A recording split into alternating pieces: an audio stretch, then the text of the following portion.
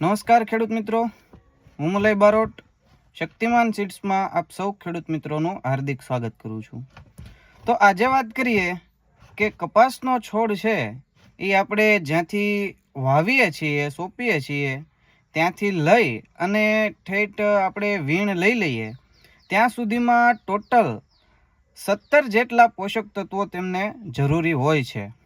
તેમાં અત્યારે આપણે વાત કરીએ કે ભાઈ કપાસના છોડને મુખ્ય એમ કહી શકાય કે 3 પોષક તત્વોની સૌથી વધારે જરૂર પડતી હોય છે, જેમાં NPK આ 3 તત્વો સૌથી વધારે કપાસના છોડને જરૂર પડે છે।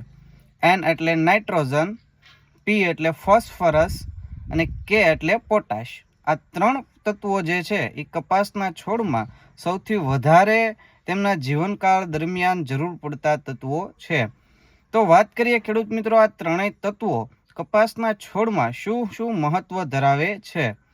તો પહેલાં તો આપણે નાઇટ્રોજનની વાત કરીએ તો નાઇટ્રોજન જે છે એ છોડના વિકાસ માટે સૌથી વધારે જરૂરી છે, જે છોડમાં વૃદ્ધિ આપે છે અને છોડની ડાળીઓ ફૂટવામાં મદદ કરે છે, અને બીજી વાત કરીએ તો છોડના લીલો રાખે છે અને તેમના વિકાસ માટે જરૂરી છે। આપણે વાત કરી નાઇટ્રોજનની, અને હવે આપણે વાત કરીએ ફોસ્ફરસની।